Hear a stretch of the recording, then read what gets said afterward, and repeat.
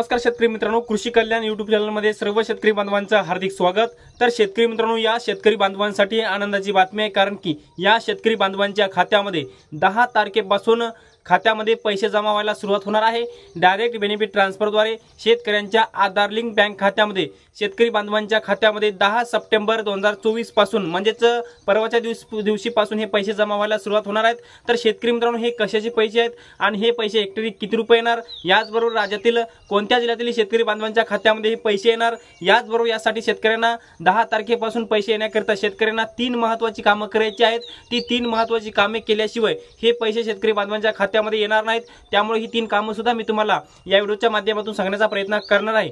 तर नमस्कार, मी ज्ञानेश्वर सवणकर स्वागत करतो कृषी कल्याण यूट्यूब चॅनलमध्ये। सर्व शेतकरी बांधवांना एक महत्त्वाची विनंती आहे, या साईडला दिसत असलेल्या लाल काळ्या किंवा पांढऱ्या बटनावरती क्लिक करा, जेणेकरून तुम्ही आम्हाला सबस्क्राइब कराल। आणि तुम्ही जर आम्हाला सबस्क्राइब केलं तर शेती संबंधित असेच नवनवीन व्हिडिओ तुम्हाला आमचे पाहायला भेटतील। तर मित्रांनो, चला तर व्हिडिओला सुरुवात करूया। तर शेतकरी मित्रांनो, हे अनुदान आहे कापूस आणि सोयाबीनचं अनुदान, आणि राज्यातील 34 जिल्ह्यातील 90 लाख पात्र लाभार्थ्यांच्या खात्यामध्ये 10 सप्टेंबर 2024 पासून हे अनुदान जमा व्हायला सुरुवात होणार आहे। तर मित्रांनो, आता हे अनुदान 10 तारखेपासून येण्याकरिता तुम्हाला 3 महत्त्वाची कामे करायची। ती सर्वप्रथम 3 कामे मी तुम्हाला सांगणार आहे। नंतर कोणत्या जिल्ह्यामध्ये हे 10 तारखेला पैसे जमा होणार हे जिल्हाने अपडेट आपण घेण्याचा प्रयत्न करणार आहोत। तर मित्रांनो, याच्यामध्ये शेतकऱ्यांना तुमच्या कृषी सहाय्यकाकडे पहिलं काम करायचं आहे, संमती पत्र द्यायचं आहे। आणि याचबरोबर सामायिक खातेदार शेतकऱ्यांना ना हरकत प्रमाणपत्र द्यायचं आहे। याचबरोबर तुमच्या आधारला बँक खाते लिंक आहे का नाही हे सुद्धा बघणं अत्यंत महत्त्वाचं आहे, कारण की तुमच्या आधार लिंक बँक खात्यामध्ये हे सर्व कापूस आणि सोयाबीनच्या अनुदानाचे पैसे येणार आहेत। तर शेतकरी मित्रांनो, याच्यामध्ये संमती पत्रामध्ये तुमचा जे काही जिल्हा आहे तो तुमचा जिल्हा, तुमचा तालुका, तुमचं गाव, तुमचं संपूर्ण नाव, मोबाईल नंबर, दिनांक आणि सही, आणि तुमचा आधार कार्ड नंबर, आणि आधार कार्डला जे काही आधार कार्ड नंबर जे आहे तुमची ही संपूर्ण जी माहिती आहे इंग्लिशमध्ये भरायची आहे। आणि त्या संमती पत्रामध्ये संपूर्ण भरून या संमती पत्राला आधार कार्डचा झेरॉक्स हा जोडायचा आहे। आणि हे जोडल्याच्या नंतर हे संमती पत्र तुमच्या कृषी सहाय्यकाकडे द्यायचं आहे। आणि संपूर्ण माहिती तुम्हाला इंग्लिशमध्ये भरायची आहे, कारण की संमतीपत्र का द्यायचं हे शासनाच्या माध्यमातून सुद्धा सांगण्यात आलेलं आहे। शेतकऱ्यांच्या आधार लिंक बँक खात्यामध्ये पैसे जमा करण्याकरिता, शेतकऱ्यांचा आधार संबंधी डेटा घेण्याकरिता किंवा त्यांचा वापर करण्याबाबत, त्यामुळे हे संमतीपत्र सर्व शेतकरी बांधवांनी कृषी सहाय्यकाकडे द्यायचं आहे।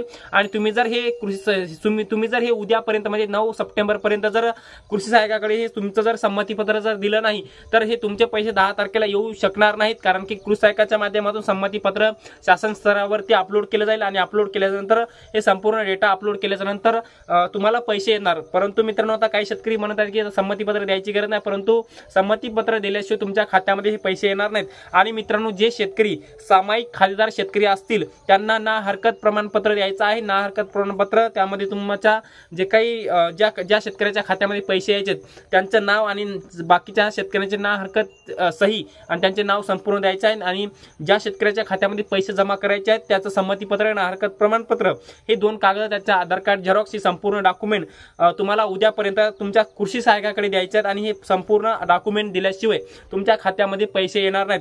तर मित्रांनो, आता याच्यामध्ये कोणते शेतकरी पात्र झाले हे सर्वप्रथम बघण्याचा प्रयत्न करूयात।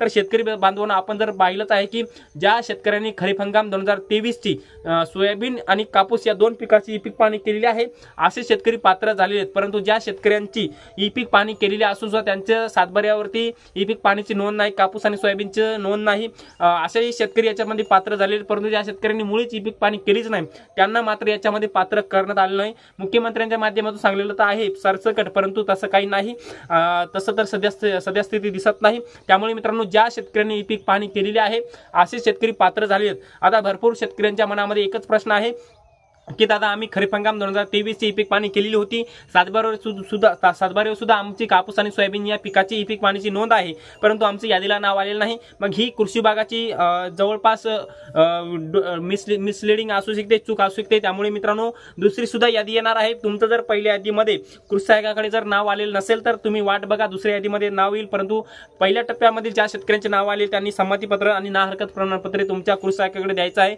आणि त्या शेतकऱ्यांच्या आधार लिंक बँक खात्यामध्ये पैसे पैसे येणार आहेत। तर मित्रांनो आता केवायसी आता भरपूर शेतकऱ्यांना प्रश्न पडलेला आहे की केवायसी करावी लागणार का नाही। तर मित्रांनो तुम्ही जर पीएम किसानचे लाभार्थी असाल, नमो शेतकरी योजनेचे लाभार्थी असाल तर तुम्ही ऑलरेडी केवायसी केलेली आहे। त्यामुळे 84 लाख शेतकऱ्यांना केवायसी करायची गरज नाही, परंतु जे शेतकरी पीएम किसान आणि नमो शेतकरी योजनेचे लाभार्थी नाहीत त्या शेतकऱ्यांना पीएम किसान त्या शेतकऱ्यांना केवायसी करावी लागणार आहे, कारण की त्यांना पीएम किसानचा लाभ भेटत नाही, कारण की त्यांचा ऑलरेडी ज्या शेतकऱ्यांनी पीएम किसानचं केवायसी केलेली त्यांचं ऑलरेडी आधार व्हेरिफिकेशन झालेलं असतं। परंतु जे शेतकरी पीएम किसानचे लाभार्थी नसतील त्यांना कापूस आणि सोयाबीनच्या अनुदानासाठी केवायसी करण्याची आवश्यकता आहे। त्यामुळे शासनाच्या माध्यमातून शासन स्तरावरती शेतकऱ्यांना केवायसी करण्याकरिता सुद्धा चांगलं जाणार आहे। मित्रांनो आता हेक्टरी अनुदान किती येणार? मित्रांनो आता हे एका पिकासाठी हेक्टरी 5,000 रुपये, 2 हेक्टरच्या मर्यादेपर्यंत म्हणजेच एका पिकासाठी 2 हेक्टरची मर्यादेपर्यंत जास्तीत जास्त म्हणजे 10,000 रुपये, कमीत कमी 1,000 रुपये, जास्तीत जास्त 2 हेक्टर कमीत कमी 20 गुंठ्यापर्यंत हे अनुदान हे येणार आहे। आणि मित्रांनो एखाद्या शेतकऱ्याचा 2 हेक्टर म्हणजे 2 हेक्टर सोयाबीन आणि 2 हेक्टर कापूस असेल तर त्याला 4 हेक्टरचे 20,000 रुपये येणार आहेत। परंतु एखाद्या शेतकऱ्याचा 3 हेक्टर असेल तरी त्याला 20,000 रुपये येणार। परंतु एखाद्या शेतकऱ्याचा 2 हेक्टर कापूस आणि 1 हेक्टर सोयाबीन असेल तर त्याला 3 हेक्टरचे 15,000 रुपये, एखाद्या शेतकऱ्याचा 20 गुंठे कापूस 20 गुंठे सोयाबीन असेल 40 गुंठ्याचे त्याला जवळपास 1 एकरचे जवळपास त्या शेतकऱ्याला 2,000 रुपये येणार आहेत। अशा पद्धतीचं हे कापूस आणि सोयाबीनचं अनुदान येणार आहे। आता भरपूर शेतकऱ्यांच्या मनामध्ये एकच प्रश्न होता की हे कधीपासून येणार आहे। मित्रांनो ज्या शेतकऱ्यांनी आपल्या कृषी आयोगाकडे तुमची संमतीपत्रे आणि नाहरकत प्रमाणपत्रे दिलेली असतील तर त्यांचं 10 तारखेपासून म्हणजे 10 सप्टेंबर 2024 पासून हे अनुदान त्यांच्या खात्यामध्ये येणार आहे। आणि जवळपास पहिल्या टप्प्यामध्ये 84 लाखापेक्षा जास्त शेतकरी बांधवांच्या खात्यामध्ये कापूस आणि सोयाबीनचं अनुदान त्यांच्या खात्यामध्ये येणार आहे। मित्रांनो आता ज्या भरपूर प्रमाणामध्ये शेतकऱ्यांचे प्रश्न होते ते मी या व्हिडिओच्या माध्यमातून सांगण्याचा प्रयत्न केलेला आहे। अजून जर तुमचे काही प्रश्न असतील तर ते सुद्धा कमेंटमध्ये नक्की लिहा, मी तुमचे प्रश्नाचे उत्तर नक्की देण्याचा प्रयत्न करणार आहे।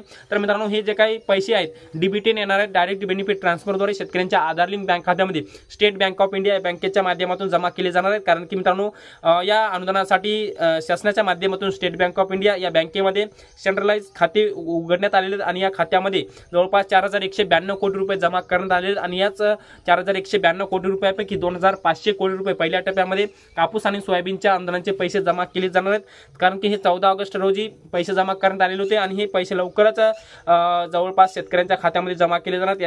याच्यासाठी जर आपण जर विचार केला तर कापूस या पिकासाठी 1,548 कोटी 34 लाख रुपये निधी मंजूर केलेला आहे कापसाच्या अनुदानासाठी। याचबरोबर सोयाबीनच्या अनुदानासाठी बघितलं तर 2,646 कोटी 34 लाख रुपये आणि एकूण जर बघितलं तर 4,194 कोटी 68 लाख रुपयाचा निधी मंजूर करण्यात आलेला आहे। आणि एकूण जवळपास 90 लाखापेक्षा जास्त शेतकरी बांधवांच्या खात्यामध्ये हे कापूस आणि सोयाबीनचं अनुदान येणार आहे। तर मित्रांनो जवळपास ज्या शेतकऱ्यांनी आपली ई पीक पाणी करून देखील सुद्धा त्यांचे नाव आले नसेल तर कृषी सहाय्यकाकडे तक्रार द्या, तुमचं लवकरच तुमच्या दुसऱ्या यादीमध्ये नाव येणार आहे। तर मित्रांनो आपण या व्हिडिओच्या माध्यमातून कापूस आणि सोयाबीनच्या अनुदानासंदर्भात डिटेलमध्ये माहिती घेण्याचा प्रयत्न केलेला आहे। तर येणाऱ्या 10 तारखेपासून तुमच्या खात्यामध्ये हे अनुदान जमा होणार आहे। तर मित्रांनो आपण या व्हिडिओच्या माध्यमातून कापूस आणि सोयाबीनचं अनुदान माहिती घेण्याचा प्रयत्न केलेला आहे। हे अपडेट तुम्हाला कसं वाटलं कमेंट बॉक्समध्ये नक्की कळवा।